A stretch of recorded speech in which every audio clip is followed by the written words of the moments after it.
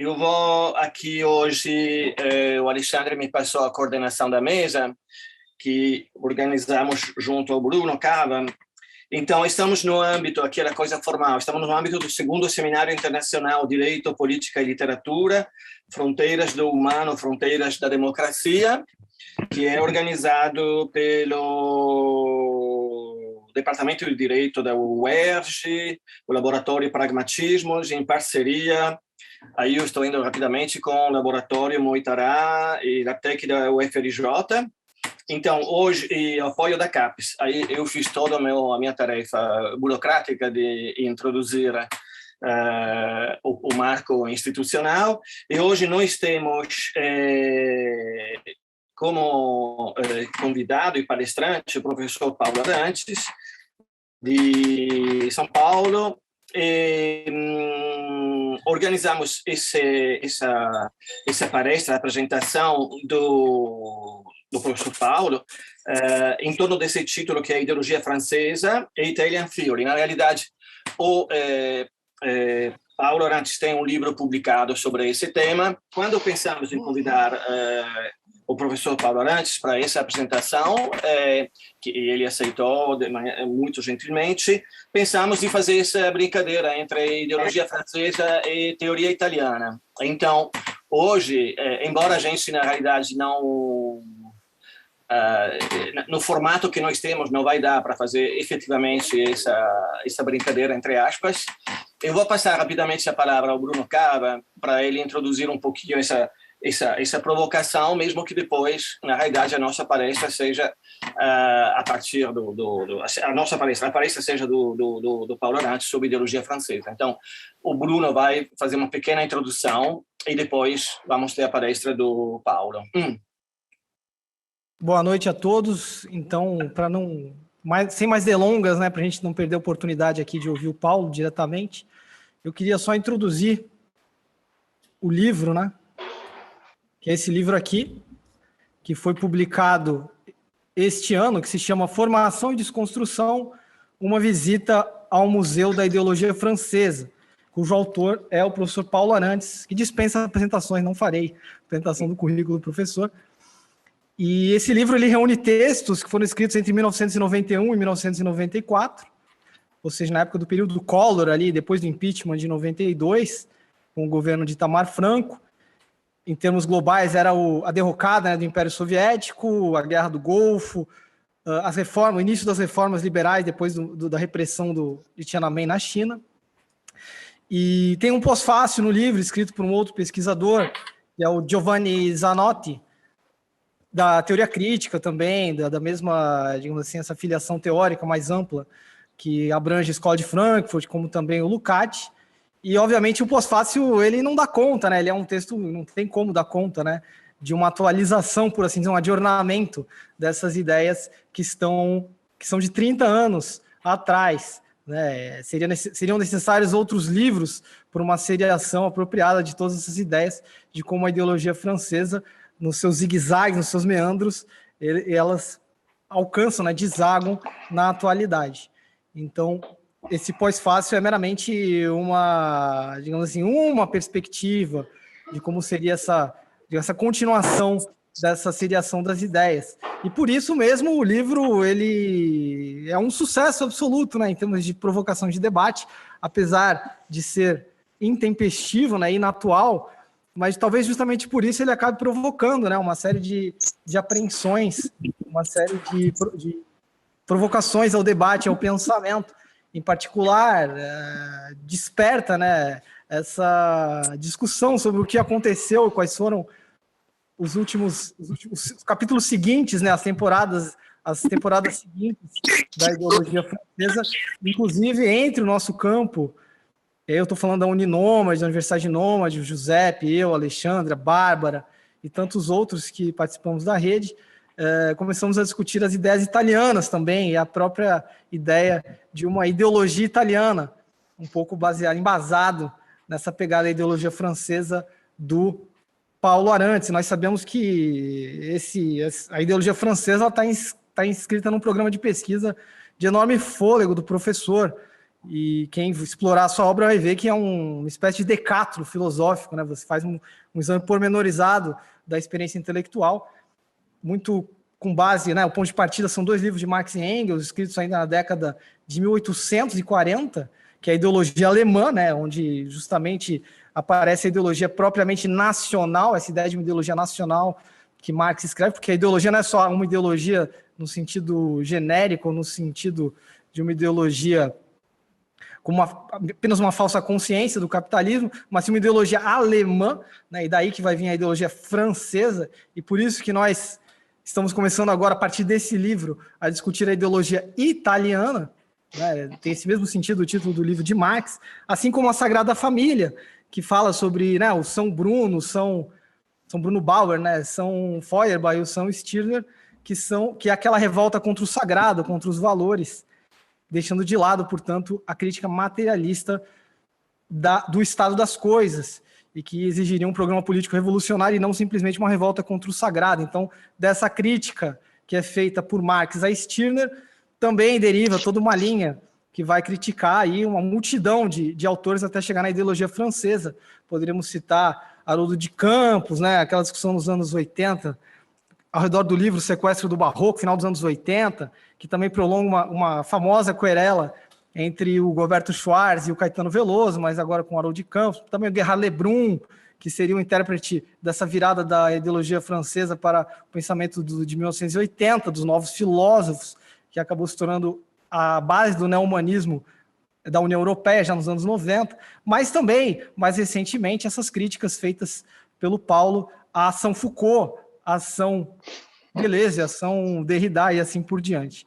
Então, o fundo, né, digamos assim, o programa teórico político é a crítica da ideologia alemã por Marx e Engels, como também uma ideia fundamental de George Lukács, que é a operação lucatiana da ilusão de segunda ordem, ou da ideologia, né, ao quadrado, que é ao percorrer esses zigue-zagues, ao fazer o levantamento dos quiproquós, dos descompassos, dos desconcertos. Todas essas palavras aparecem na obra do Paulo, né? Desencontros entre ideias e destinatários, descompasso entre local e global, defasagem entre moderno e retardatários, quiproquós, desligamentos entre vida social e evolução mental. Todos esses pares, né, de desencontros acabam sendo uma espécie de rota zigue-zagueante ou rota labiríntica para, na verdade, repor o problema, acertar o passo e levar as ideias ao seu verdadeiro lugar e assim fazer o acerto de contas. Então, é nesse sentido que nós convidamos o Paulo para, infelizmente, mais uma vez, a partir do livro Ideologia da Formação e Desconstrução, uma visita ao Museu da Ideologia Francesa, porque esse livro nos abre assim, uma porta importante, e aí depois, no debate, poderíamos avançar sobre a questão das ideias italianas no Brasil, sobre justamente a recepção das ideias italianas, e aí não estamos nos referindo, né, para deixar claro, nem as ideias anarquistas lá do começo do século XX, né, 1910, 1920, os anarquistas de Módena, né, se entrosaram com os movimentos no Rio de Janeiro, na Gamboa, de lutas, revolta da Armada, mas também ao anarcossindicalismo paulista, nem ao primeiro Antônio, né, digamos assim, o marxista Sardo, que, enfim, teve uma recepção complexa e bastante polivalente no Brasil, nos anos 60, a partir dos anos 60 até os anos 80, nas discussões já no final, na virada, né, do final da ditadura para os movimentos de remobilização social, sobre contra-hegemonia e contra-poderes, né? Eu estou falando, obviamente, do Antônio Gramsci, mas sim dos novos italianos. Estamos discutindo aqui as ideias dos novos italianos, né? E aí, de Antônio Negri, que foi trazido ao português em 2001, o Império, que é o livro certamente que é o Abre Alas, como também o Homo Sacer, do Giorgio Agamben, que foi trazido ao português em 2002. Então, só para situar algumas balizas, assim, que obviamente que o Paulo é absolutamente livre para traçar esse debate como bem entender. Eu imagino que ele deve ter uma ideia de como fazer isso, mas acho importante dizer de onde veio essa proposta, tá bom? Então, passo a palavra ao Paulo Arantes. Bom, boa noite a todos. Obrigado ao convite de todos, a Giuseppe, Bruno, Alexandre, que conheci agora, e a todos os que estão assistindo, que eu não posso visualizar, vai entrando a tour do rolo na tela, só posso ver 4. Bom, O Giuseppe me propôs de 40 a 50 minutos, então sou obrigado a fazer escolhas. Como eu estava dizendo, essa é a enésima vez que eu tenho que falar da ideologia francesa por causa desse livro, eu estou mais ou menos enfarado e vou procurar também não me repetir. Como o que mais chamou a atenção no livro foi a inatualidade do título, o caráter enigmático do título, o que desconstrução faz ali no título junto com formação, e por que digamos, a desconstrução praticamente não aparece no livro, aparece muito pouco. E é um livro escrito há 30 anos atrás, e nas primeiras falas a respeito desse livro, eu me deparei com com as metamorfoses mais recentes da ideia de desconstrução que não me passavam pela cabeça. Eu conhecia um pouco nos Estados Unidos, mas não sabia como ela estava funcionando também no Brasil. De modo que tive que refazer o meu roteiro, reler.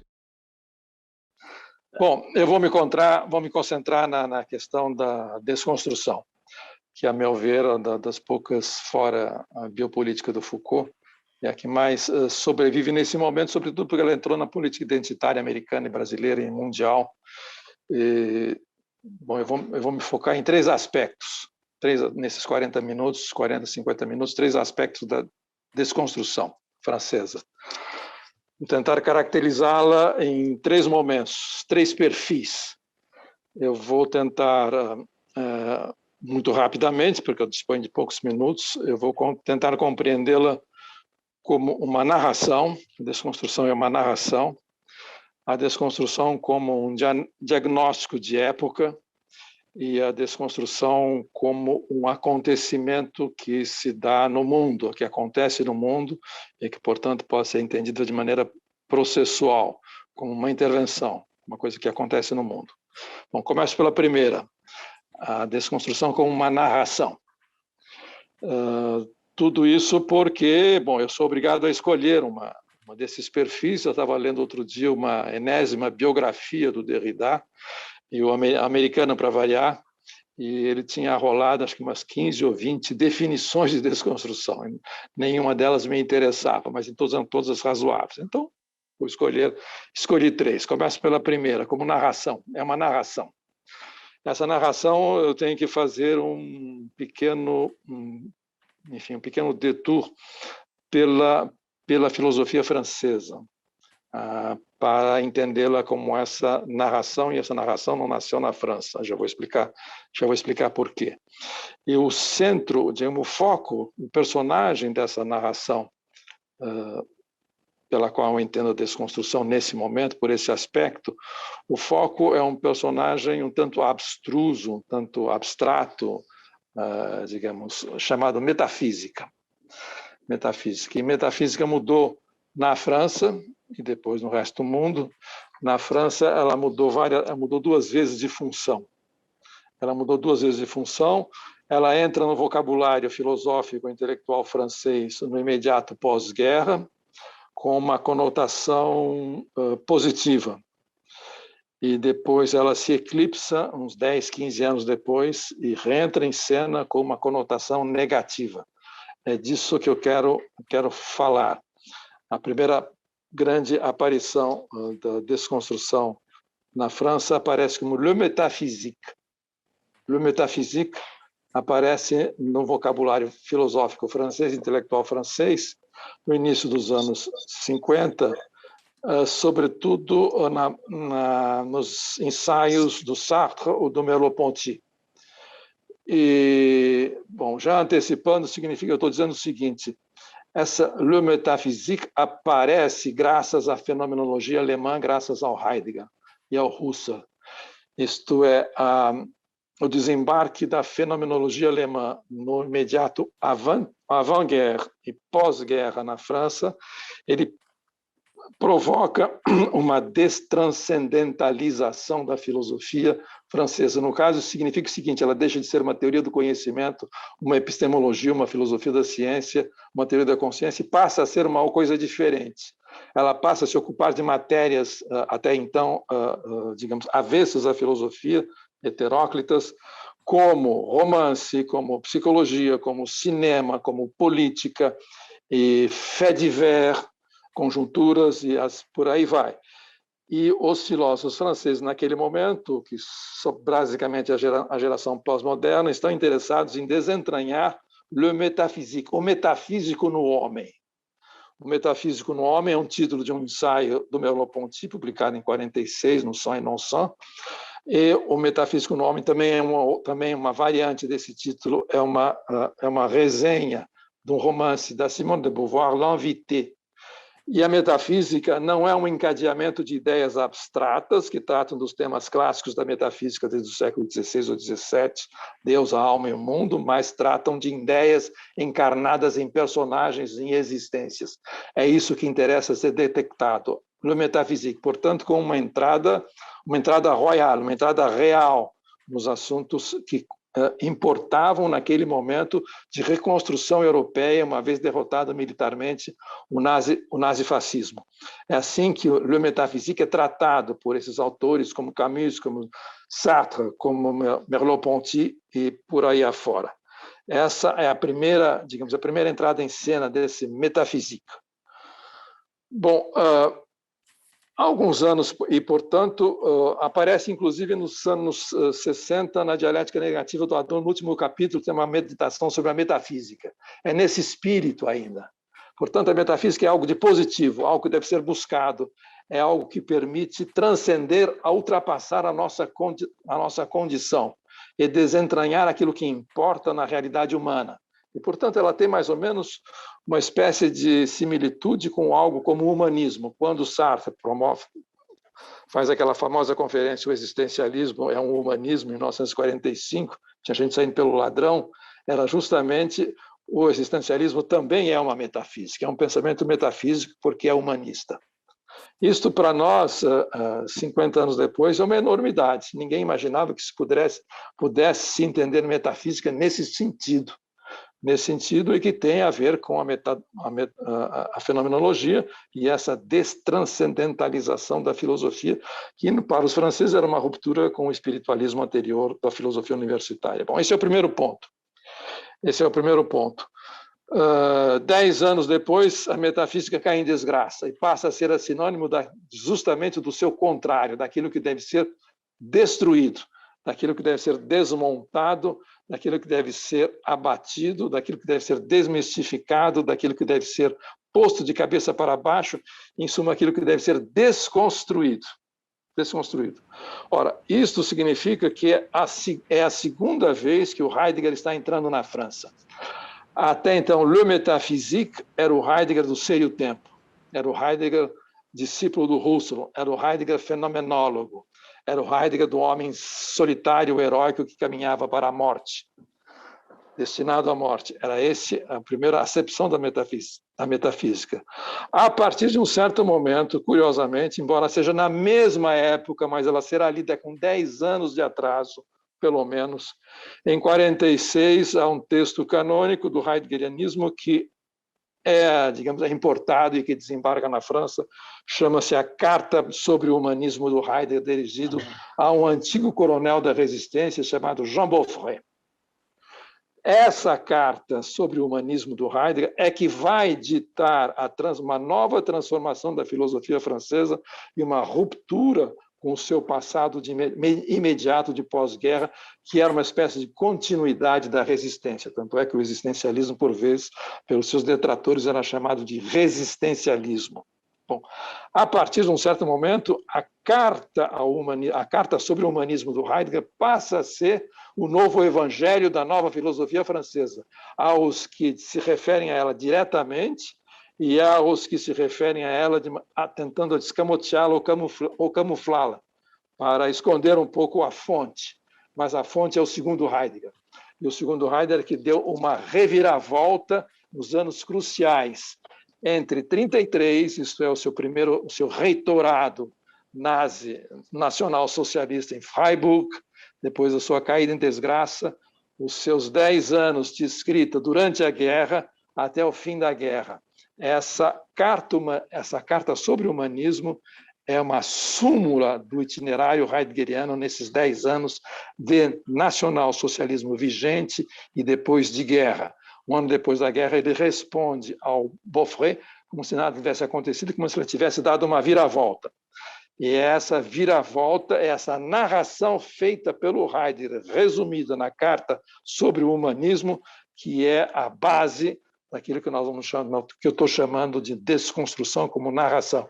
A desconstrução, nesse momento, a desconstrução francesa, sobretudo a derridiana, depois ela se generaliza, depois ela se americaniza, mas a desconstrução, nesse momento, é uma retomada, é uma estilização da reviravolta do Heidegger, depois da adesão ao nazismo, é uma estilização da narrativa, do conto, estou pesando minhas palavras, do conto criado pelo Heidegger para explicar a sua passagem pelo nazismo, para explicar aquilo que ele chama de Kehre, a volta, a descoberta de um assunto novo, como se houvesse uma continuidade entre o ser e o tempo, e todo o Heidegger posterior à guerra, que não vai parar de escrever, ele é um grafomania, como se sabe, vai passar dos 100 volumes.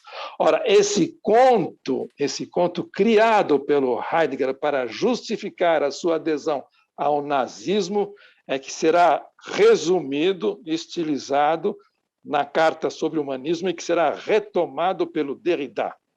E o Derrida, em 68, imagina só, em pleno 68, poucos meses antes, quando ele redige um ensaio, que depois será lido como conferência em Nova York, na universidade, não me lembro mais qual da universidade, não foi a John Hopkins, mas poderia ser a John Hopkins, de uma outra conferência, que o Derrida apresenta como os fins do homem, que, na verdade, é um comentário dessa carta sobre o humanismo. Bom, abreviando, já que eu tenho mais 2 pontos pela frente, ainda abreviando, o que diz o Heidegger? O que diz o Heidegger? O Heidegger teve a infelicidade de aderir, de ter a sua adesão política ao fascismo, ao nazifascismo, e quando aceitou o reitorado em Freiburg, teve a infelicidade de fazer nos termos da sua própria filosofia. Portanto, não foi um acidente político, não foi um mal-entendido, não foi uma inocência ideológica, não foi uma falha de momento, foi uma adesão clara, consentida. Todo mundo vai achar que uma solinha dura demais, mas foi uma adesão clara. E tem gente que não é bolchevique que diz isso, como Habermas, por exemplo, que não é santo da minha predileção. Foi uma adesão clara, consciente e feita nos termos da sua própria filosofia, na linguagem do ser e o tempo. Todos os escritos oficiais do Heidegger, enquanto membro do Partido Nacional Socialista da classe trabalhadora alemã, foram feitos na linguagem do ser e o tempo. É só ler. É aquela mesma linguagem intragável do ser e o tempo, aquela mesma linguagem de sublimação da filosofia. Esse é um outro ponto sublinhado pelo Habermas. Veja só, eu estou até habermasiano hoje. É um outro ponto sublinhado pelo Habermas, diz o seguinte: nós devemos ao Heidegger uma ressublimação da filosofia enquanto discurso. O discurso filosófico foi ressublimado pelo Heidegger em reação à esquerda hegeliana. Por esquerda hegeliana, não só a esquerda hegeliana propriamente dita, do Feuerbach, até os ideólogos alemães, mas até o Marx. Isto é, quando a demolição da filosofia feita pelos futuros materialistas alemães, portanto, dessublimaram a filosofia e passaram a fazer outra coisa. O Heidegger simplesmente, já no Ser e o Tempo, mas sobretudo depois da sua adesão ao nazismo, ele ressublima a filosofia no seguinte sentido: a história da humanidade passa a ser interpretada em termos de categorias filosóficas. A famosa distinção entre o ôntico e o ontológico, que data mais ou menos dessa época, a diferença entre o onto e o ontológico, significa o seguinte: a sociedade e a humanidade como um todo, nas suas diferentes fases, nos seus diferentes períodos históricos, ou naquilo que o Heidegger preferia dizer, épocas, elas são dirigidas, essas épocas são governadas, por assim dizer, ou são encaminhadas, ou são estruturadas, como nós preferirmos, por alguma coisa chamada de ser. Esse ser é o horizonte que faz com que os entes apareçam de uma determinada maneira. E essa determinada maneira graças à qual aparecem os entes, ela será registrada pelos filósofos. De modo que são os filósofos, são uma espécie de barômetros ou sismógrafos ou orientadores daquilo que constitui a essência, usando livremente a essência, de uma época. Essa é a obra do Heidegger ao ressublimar, ao trazer a filosofia como um profeta, o filósofo como um profeta da sua época, que é o indicador do tempo que faz no seu tempo, usando duas vezes com a acepção da palavra tempo. Isso Heidegger faz e começa a fazer no início dos anos 30, quando começa a interpretar, ele vai inventar alguma coisa para justificar a sua adesão ao nazismo com uma espécie de acidente de histórico mundial, e não apenas uma escolha pessoal ou um erro pessoal. Ele foi vítima de um trançapé que ele aplicou nada mais, nada menos do que a história na pessoa do ser. Foi o ser que deu uma guinada, um chega para lá, e o empurrou na direção do erro. E esse erro foi a confusão do nazismo com outra coisa. Portanto, ele não tem nada a ver com o peixe. E para fazer isso, para poder explicar esse passo em falso, em vez de admitir eu errei, ou a minha filosofia me encaminhava para esse erro, vou revê-lo, ele diz, não, foi o ser que me induziu nesse erro ao me fazer aderir ao nazismo, pensando que o nazifascismo, que o nazismo era finalmente a culminância do encontro do homem ou da humanidade com a técnica, que seria um momento culminante na história do mundo e, portanto, haveria uma reviravolta. Essa reviravolta era a revolução nazi-fascista, que depois nós sabemos como é que foi feita. Bom, de modo que o Heidegger, por que ele cometeu isso? Porque a linguagem, porque o vocabulário, a sintaxe do ser o tempo o encaminhava naturalmente. Ele simplesmente não alterou uma vírgula do que estava escrito no Ser e o Tempo para poder aderir ao nazi-socialismo. E, portanto, para transformar aquele homem solitário, resoluto, de encontro do seu destino, portanto, aderindo ao nazismo, transformar no destino do próprio povo alemão em busca da sua redenção e do encontro histórico consigo mesmo.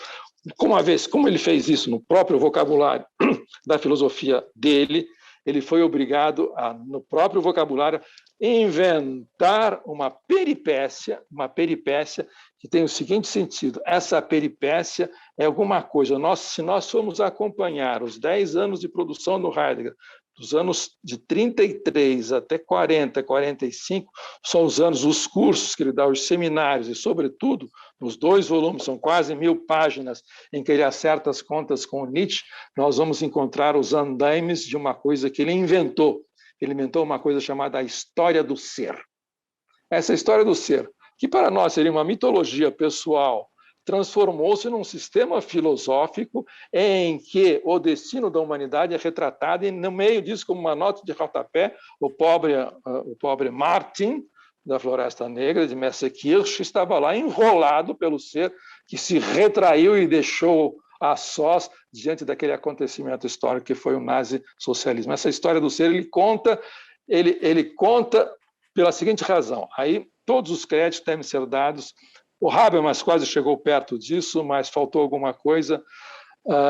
Quem chegou muito perto disso, e pelo menos eu estou aqui reproduzindo, estou comprando peixe, foi um francês, que obviamente detesta o Derrida, essa lavação de... Foi um francês chamado Jean-Pierre Faye, que não foi lido e escreveu no fim dos anos 90, 90 e poucos, um livro chamado A Razão Narrativa. E lá ele conta uma história, é um livro muito difícil de ler, prolixo, com 1000 bifurcações, é um sacrifício ler esse livro.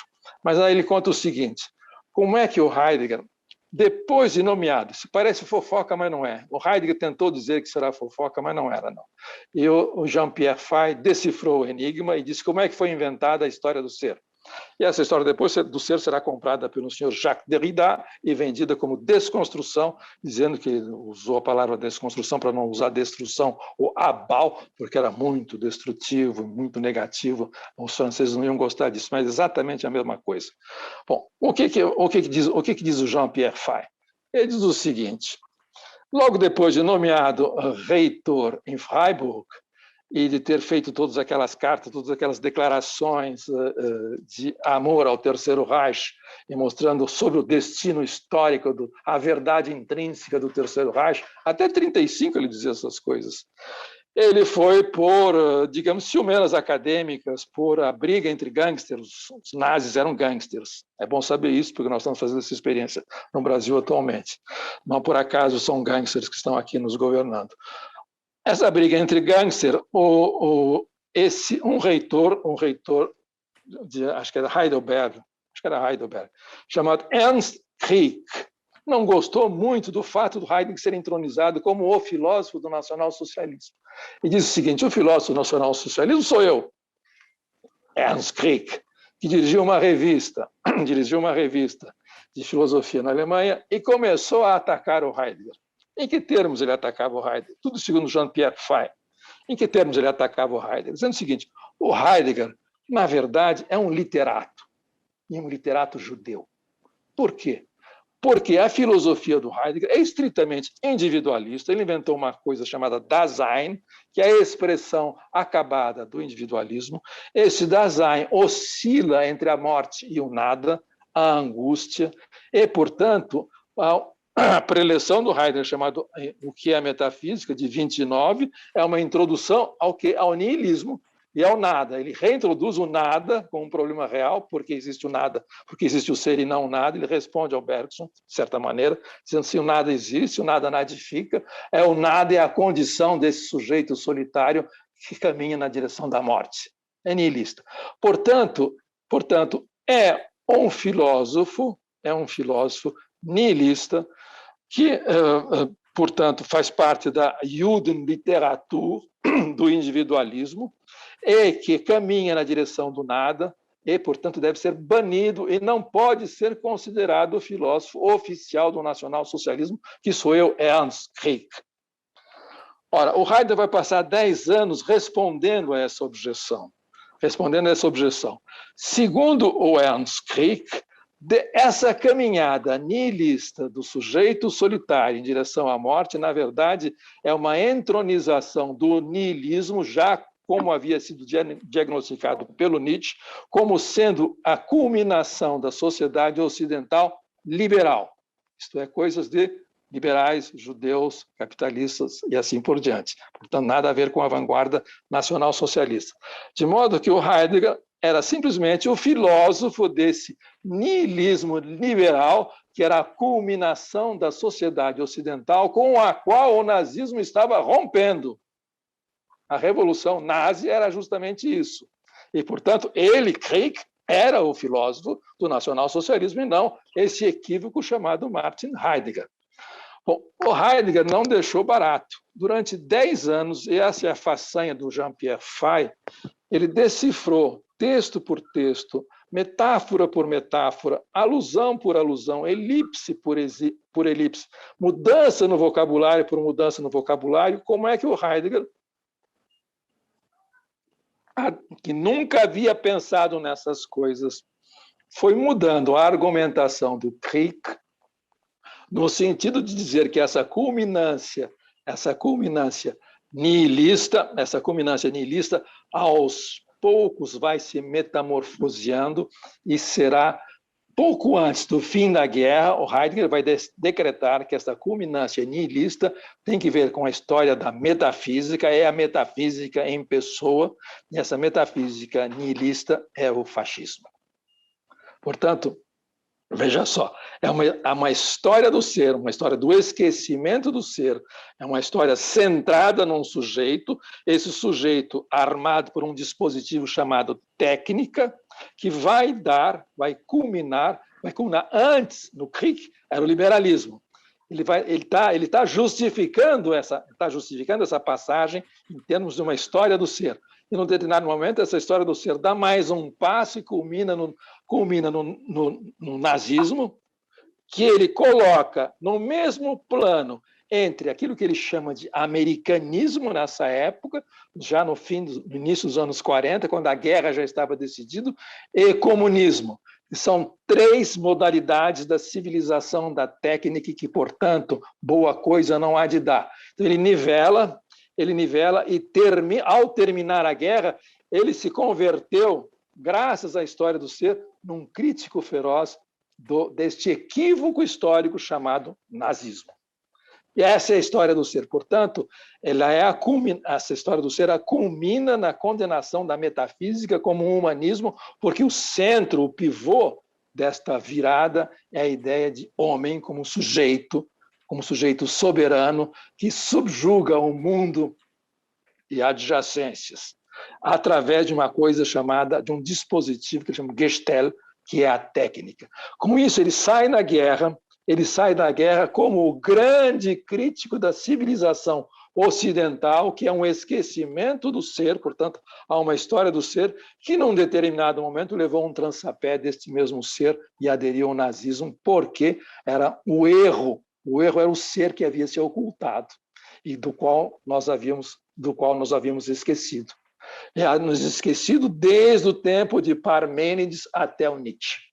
Veja só, não é mal inventado. Tanto é que até hoje se compra esse peixe da história do ser, e todo o vocabulário que está lá na Carta sobre o Humanismo, que é, na verdade, uma carta contra o humanismo, contra o que é o próprio do homem, que é uma crítica da técnica, do americanismo, do comunismo e assim por diante.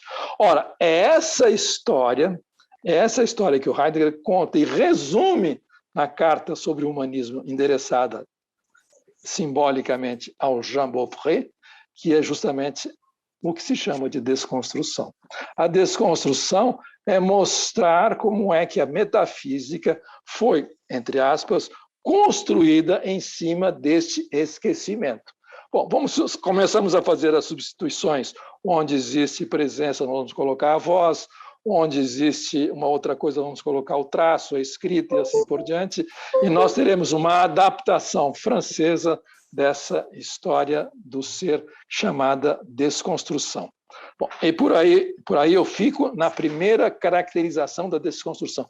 A desconstrução nada mais é do que uma adaptação francesa nos anos 60 e 68 da crítica do humanismo feito pelo Heidegger na Carta sobre o Humanismo, que por sua vez é uma história, a história do ser é uma invenção do Heidegger baseada num script original de um nazista qualquer, um pobre reitor SS da Universidade de Heidelberg. Veja só, é claro que eu estou caricaturando, exagerando um pouquinho, mas eu acho que o livro do Fay merece ser lido.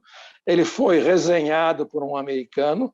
Vocês podem encontrar essa resenha numa publicação online chamada Passa Palavra.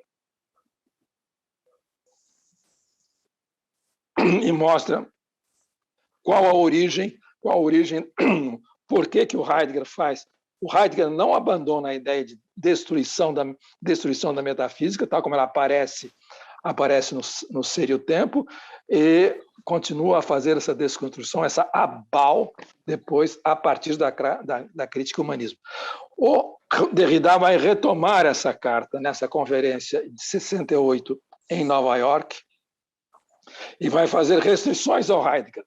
Esse retorno às origens ele vai mostrar que é impossível. Ele será mais radical do que o próprio Heidegger. Esse retorno à origem é impossível. Ele vai desfazer, de certa maneira, ele vai ridicularizar um pouco toda a metafórica heideggeriana a respeito do ser, da casa do ser, da vizinhança, isto é, toda aquela mitologia fofinha da Floresta Negra a respeito das árvores, das vaquinhas, da cabana, do pastor, do silêncio, da escuta, da espera. Isso, um francês que teme tudo, mais do que a morte, teme o ridículo, isso é impossível.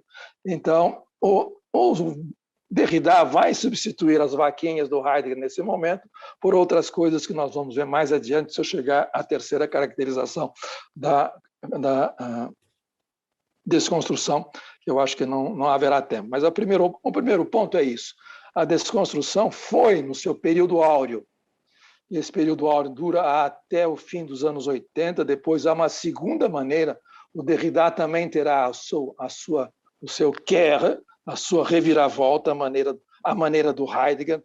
Ele também vai reencontrar a morada do ser, e por aí afora.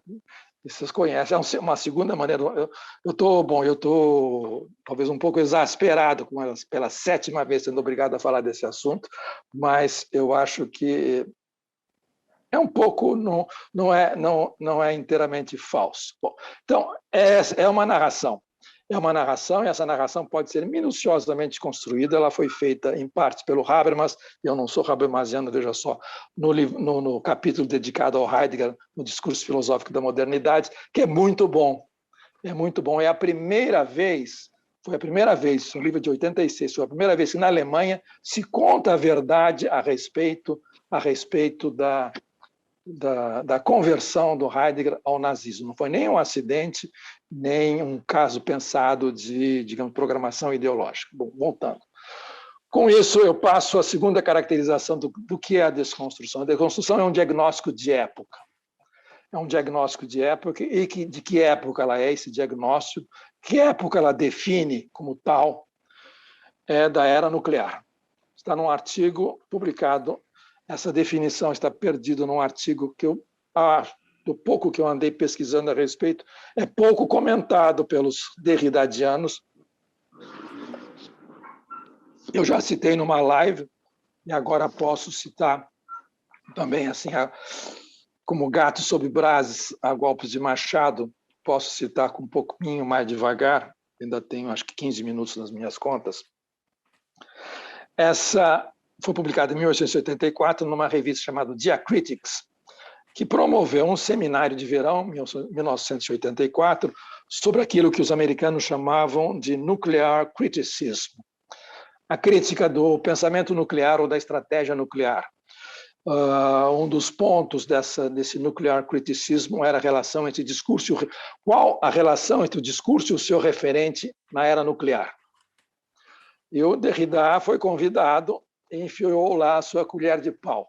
Eu acho com muito brilho e com muito panache. Bom, em 84 ele já era o rei da cocada preta nos Estados Unidos, portanto ele podia se permitir tudo e mais alguma coisa. Ele poderia falar o que ele bem entendesse. É verdade que ele não saiu muito bem, porque 3 anos depois, 2 anos depois, 4 anos depois, veio uma resposta de um filósofo americano que entendia do assunto, chamado Solomon, chamado o discurso e o referente nuclear na idade, e o seu referente na idade nuclear, em que ele acha que o Derrida exagerou um pouco no seu diagnóstico, que é o seguinte: o que diz o Derrida nesse artigo, que também não é... Olha, comparado com as coisas do Derrida, até que é não é muito difícil a leitura. Ele diz o seguinte: a desconstrução é a própria era nuclear. Ponto. Nada mais, nada menos. Nada mais, nada menos. Novamente aqui, como eu vou ter pouco tempo, eu já posso estar adiantando. Aqui, novamente, ele está glosando, eu não digo que ele está plagiando, ele está glosando, ele está comentando, ele está expandindo e, em parte, divergindo esse mesmo diagnóstico. Nós vivemos esse diagnóstico de época, como gostam de dizer os frankfurtianos, abuso do termo, inclusive. Foi feito em 1955, um pouquinho antes, nada mais, né, por quem ganha um doce, quem adivinhar, quem é que diz que nós vivemos na era nuclear, do ponto de vista filosófico, como uma época na história do ser, como a conclusão da metafísica ocidental, que começou com o esquecimento do ser na época do Parmênides, foi o senhor Martin Heidegger, que em 55, num texto chamado Gelassenheit, quer dizer, serenidade, foi ele que inventou, foi ele que disse que nós vivemos numa era nuclear. E mais, ele disse o seguinte: o fato de nós vivermos numa era nuclear é uma vivência do maior perigo. A humanidade está ameaçada não por uma guerra nuclear que pode ou não eclodir, diz o Heidegger, que não era bobo, não. Heidegger não era bobo, de algum talento ele tinha para dar e vender. Ele diz o seguinte: o perigo não está na eclosão de uma terceira guerra mundial e, portanto, na destruição total da humanidade, da civilização e por aí vai. Não. O perigo está em que nada aconteça e nós continuemos a viver nessa idade nuclear, que é a idade justamente do encontro da técnica do homem com a técnica no planeta habitado pelos humanos, que era justamente o diagnóstico que ele havia feito do niilismo através do Nietzsche, que ele havia derivado para o fascismo e equiparado à civilização soviética e ao americanismo. É nesse momento que ele faz o diagnóstico. Vivemos na era atômica. A era atômica não é apenas uma contingência, é toda uma época filosófica, no sentido de que é a filosofia que dá o rumo da história da humanidade, que abre os horizontes a partir do qual os seres são percebidos enquanto entes. Nesse momento, nesse predomínio da técnica, desse Gestalt, desse dispositivo que é a técnica, é que nós entramos na era atômica. Ora, o Derrida, como ele cita o Heidegger, diz, o Heidegger ele não dá bola para aquilo que eu estou dando bola nesse momento, que é a guerra nuclear, é apenas a era nuclear a qual ele se refere. Eu estou me referindo à era nuclear e, sobretudo, à guerra nuclear. E ele está dizendo o seguinte: a expressão dessa época histórica, que nós chamamos de era nuclear, é a desconstrução, diz ele, que é mais do que uma época, é o fim de todas as épocas, é a suspensão das épocas em geral. E aí ele brinca com a palavra, bom, esse é o esporte predileto do Derrida, ele é um especialista nisso. Época vem da expressão grega epoché, que é suspensão. Portanto, é uma suspensão. Essa é uma suspensão. Bom, ele começa a gracinha do Derrida é a seguinte. A gracinha do Derrida é o seguinte, bom, na verdade não é uma gracinha, ele está, pela primeira vez, ele dá uma definição precisa, para além da hermenêutica literária, para além da hermenêutica de textos filosóficos e literários, em que você, por acaso, em tudo você redescobre essa maldita metafísica que o Merleau-Ponty e o Sartre haviam privilegiado há 50, 60 anos atrás.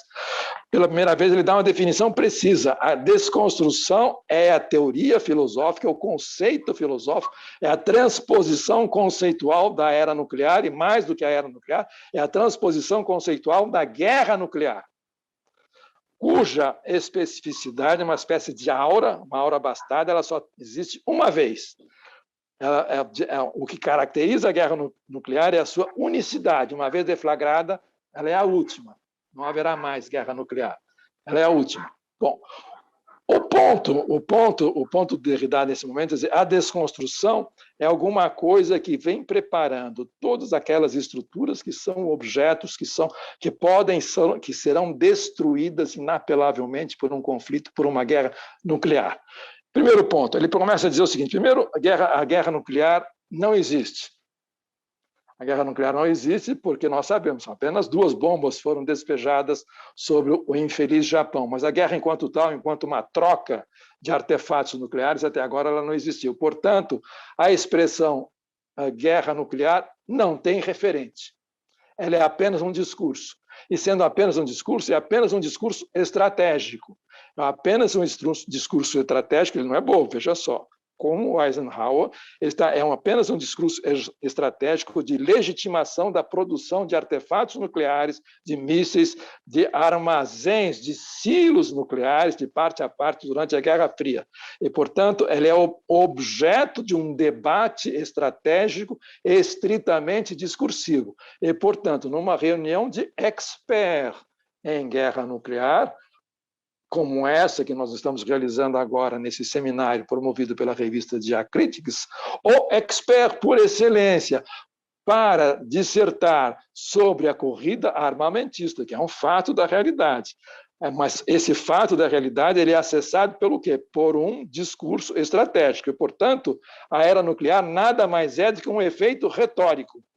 Um efeito retórico do confronto entre vários discursos estratégicos que são ameaças sucessivas chamadas de dissuasão. E dissuasão é um artefato linguístico para persuadir ou dissuadir um outro oponente, um outro ator político dessa mesma esfera. Portanto, a era nuclear, enquanto corrida armamentista, ela é, sobretudo, um fenômeno discursivo. Olha, eu tiro o chapéu pelo panache de chegar numa reunião de experts e dizer o seguinte: isso é tudo conversa fiada para alimentar boquinhas de generais americanos que ficam empilhando mísseis nos seus silos e modificando alterando os termos dessa corrida nuclear, que é uma corrida de velocidade contra velocidade. Isso não é mal. Como juízo, isso não é nada mal, e significa que o homenzinho era inteligente, apesar dos decalques todos, ele sabia do que falava e sabia causar um certo frisson. Ninguém esperava por isso. Bom, mas ele diz mais, e aí eu chego ao meu ponto para chegar ao terceiro ponto. Ele diz mais.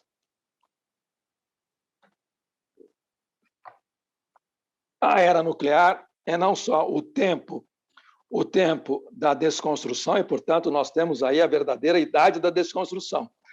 A desconstrução começa com a explosão do primeiro artefato nuclear, e esse artefato nuclear ele foi perseguido durante várias décadas por várias gerações de cientistas. O ideal da bomba absoluta e definitiva ela vem sendo acalentada desde o fim do século XIX. E boa parte da ficção científica do início do século XX vai na direção da fabricação dessa bomba.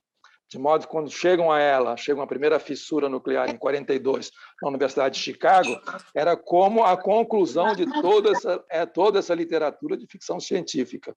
Bom, então ele diz o seguinte: a era nuclear, o conceito da era nuclear é a desconstrução. Não é mal, como Machado. É a desconstrução. E mais do que isso, e por que ela é o conceito da era nuclear? Porque o conceito, a identidade da era nuclear é a literatura. E por que é a literatura? Porque a literatura é o único artefato que engendra o seu próprio referente. O seu referente não está fora do mundo. Não está lá fora, não está fora de si, perdão. Não está lá fora no mundo. É a literatura. E a literatura, ela antecede de muito tempo a era nuclear. Ela já vem do século XIX, inclusive dá datas. O pai fundador dessa era nuclear chama-se Mallarmé. Bom, aí nós começamos, aí não dá muitas explicações, mas nós podemos começar a fazer ilações. Por exemplo, se por acaso, se nós conhecemos um pouquinho da mitologia do Mallarmé, se o livro pensado e sonhado pelo Mallarmé um dia chegasse a ser feito, qual seria o efeito desse livro? Uma explosão nuclear. Ele não diz isso, mas eu acho que está subtendido na cabecinha do livro. Isso é para mal, né? Está subtendido na cabecinha. E o Mallarmé tinha lá suas veleidades terroristas. Não só era suicidário, mas também tinha suas veleidades terroristas. Seguramente, se o livro um dia fosse feito, o livro, seria uma explosão nuclear. Bom, o que ele diz é o seguinte: a era nuclear é a era da literatura. Ele diz, não a literatura como poesia, não a literatura como arte dramática, não a literatura como épica, porque todos esses gêneros têm o seu referente fora de si mesmo. Fora de si mesmo e, portanto, numa catástrofe, digamos, de tipo militar, com uma guerra nuclear limitada, eles podem ser reconstruídos, porque os seus arquivos são externos, menos a literatura. A literatura é justamente esta forma, ou essa estrutura, como nós quisermos chamar, ou esta entidade, cujo referente é produzido por ela mesma, é um ato performativo. E, portanto, ela, desde o seu início, a literatura como tal, ela já vive sob a ameaça desta explosão única e definitiva chamada guerra nuclear. Portanto, o equivalente dessa coisa única, que só pode acontecer uma vez e, portanto, não pode haver reconstrução depois do seu acontecimento, é a literatura e a guerra nuclear que andam juntos. Portanto, a era nuclear, nós podemos datar de 46, de 45 ou de 42 ou de antes, ela é a era da literatura, e a era da literatura vem do fim do século XIX. E dizer, por isso, a literatura que corresponde a essa época não é a literatura que trata banalmente dos efeitos de uma explosão nuclear, que existem trocentos milhões de livros a respeito dessa trivialidade que é o mundo depois de uma guerra nuclear. Bom, isso é bobagem, isso qualquer gibi faz. O que eu estou falando é da literatura enquanto tal, aquela que produz o seu próprio arquivo e a sua própria referência, que é interna. E, portanto, a sua explosão é o fim de tudo. Ela é irreconstrutível. Portanto, é como se fosse, eu diria, acrescento agora, como se fosse, imagine, para a gente ter uma ideia disso, o fim do filme Melancolia, do Van Trier. O planeta Melancolia chega, a gente ouve um barulhinho, depois a tela preta, para todo sempre. Nem mesmo a expressão todo sempre existe. De modo que o Derrida está dizendo o seguinte: com a guerra nuclear, a indecisão entre realidade e ficção desapareceu, porque o referente da guerra nuclear é ela mesma e, portanto, a sua autodestruição. Digamos que não é mal. Não é mal. Eu vou acrescentar apenas um detalhe. Um detalhe que depois eu não posso aprofundar, mas no debate, para quem conheceu o autor, é o seguinte: é um autor chamado Günther Anders. O que o Derrida faz com essa caracterização da desconstrução como o conceito filosófico que dá conta, que exprime a transposição conceitual da guerra nuclear, do holocausto nuclear, é aquilo que o Anderson chama, ele faz toda a história no primeiro volume da Obsolescência do Homem, que é de 56, que ele chama As Razões da Cegueira diante do Holocausto Nuclear. Eu diria, então, sendo essa trouvaille realmente inacreditável do Baudrillard, do Derrida, eu tiro o chapéu. Não é fácil fazer o que ele fez, é preciso ter muito panache. Ser o rei da cocada preta nos Estados Unidos para dizer tudo isso que ele disse. A era nuclear é a era da literatura, e a literatura não tem nada fora dela. Veja só, estou falando de literatura, não desses escritos banais que vocês compram nas livrarias, não é literatura. Estou falando outra coisa. Outra literatura, alguma coisa tem a ver com a desconstrução, tem a ver com aquele mito que eu contei no início. Portanto, dizer, eu estou simplesmente dizendo que a literatura já traz em si mesmo, quando ela é inventada, quando ela é criada como discurso autorreferido, portanto, não existe nada para além do texto, ela já traz em si mesmo, desde sempre ela é vigiada, ela tem o seu horizonte na explosão nuclear. Esse é o segundo diagnóstico, do que se poderia chamar de desconstrução, quando ele faz a fusão entre era atômica e desconstrução. Mas voltando ao Günther Anders, eu diria o seguinte: tem esse achado do Derrida, mas esse achado é um tremendo artifício de incrementar a cegueira diante do holocausto nuclear. O Derrida nada mais fez do que agravar esta cegueira diante do tempo do fim que nós vivemos. Ao mesmo tempo, fingindo que ele está fazendo a teoria desse tempo do fim, porque a desconstrução é o conceito da era nuclear, é o conceito da guerra nuclear, que acontece uma vez só, para sempre, não tem repetição, e, portanto, acaba com a aura. A literatura é o fim da aura, no sentido do Benjamin.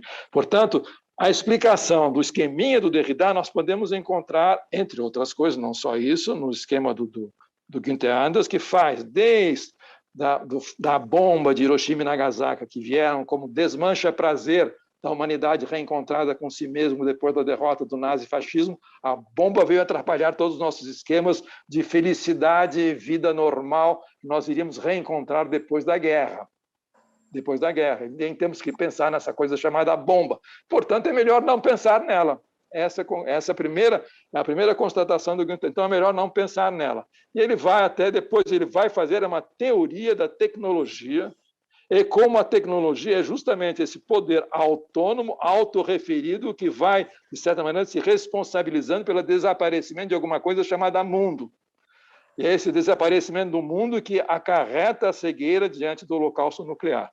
Eu estou resumindo a golpes e machado do Günther Anders para dizer que o diagnóstico do Derrida, como de época, tem esses dois lados, que nós não podemos esquecer.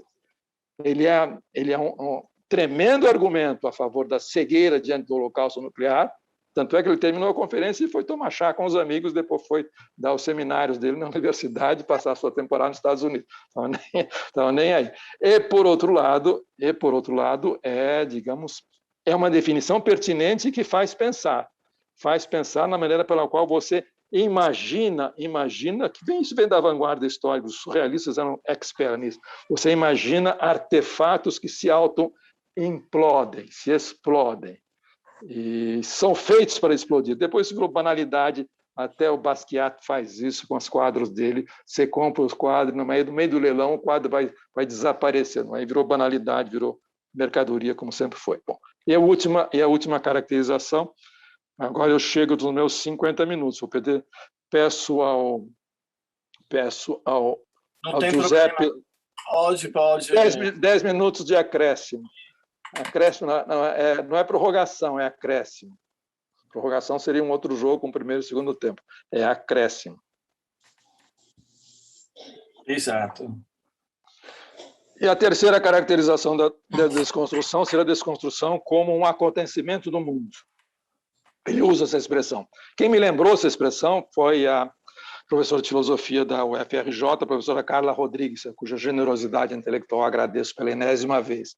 Todas as lives que tratam desse diabo, dessa desconstrução.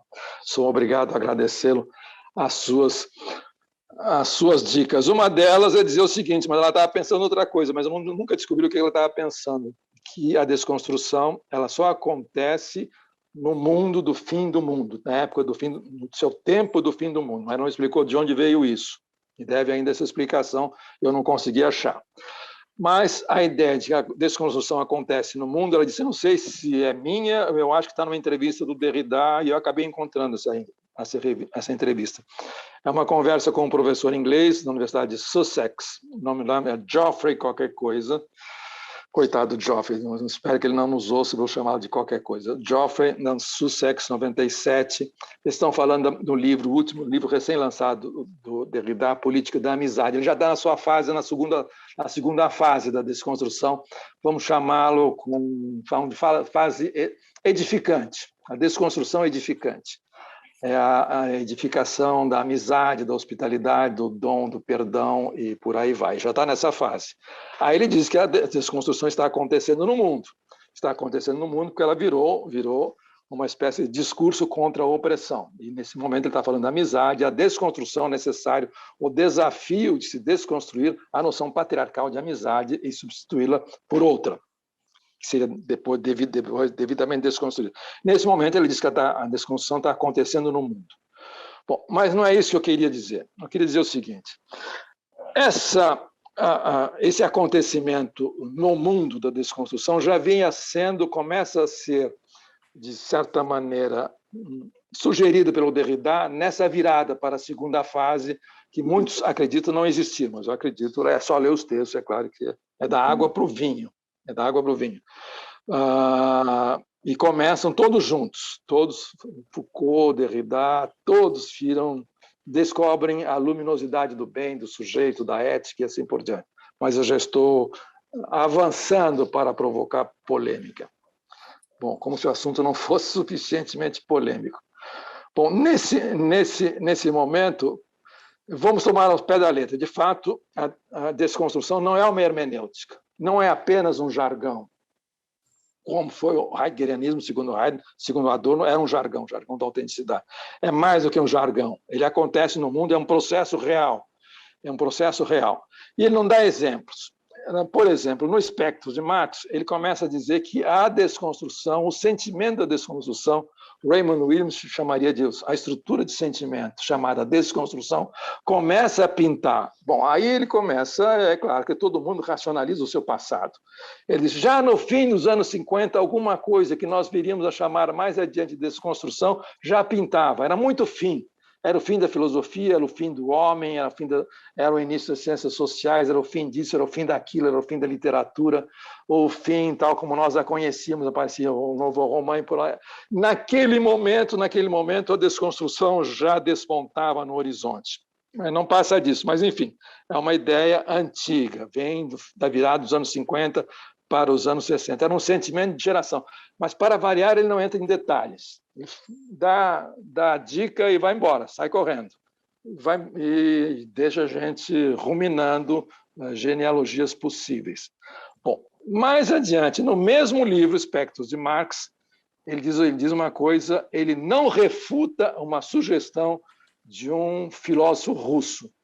Eu acho que esses filósofos russos é do mesmo grupo com os quais andou trocando figurinhas a Susan Bookmorse, que escreveu um livro chamado Catástrofe e Sonho do Dream World and Catastrophe, que era sobre a Rússia da perestroika, pouco antes do seu desmoronamento. Ela foi à Rússia passear e tinha conversas, colóquios com os seus colegas russos, e o Derrida havia estado recentemente na Rússia e tinha conversado com esses filósofos. E um desses filósofos russos teria dito ao Derrida, e ele reporta isso no livro Espectros de Marx, não diz as circunstâncias, as coisas sempre caem do céu, a gente nunca sabe. Diz, um colega russo, um filósofo russo, me disse, vem cá, Jacques, pensando bem, tudo isso que você disse sobre desconstrução, para nós, russos, é exatamente aquilo que nós entendemos, mas não atinamos com o conceito que poderia melhor definir esse processo, chamamos de perestroika. E o Derrida não diz não nem sim. Ele diz mais, veja só, olha como como a desconstrução percorre o mundo. Ela poderia até ser jogada, digamos, ensaiada de defesa do Vasco da Gama, mas ela é a perestroika.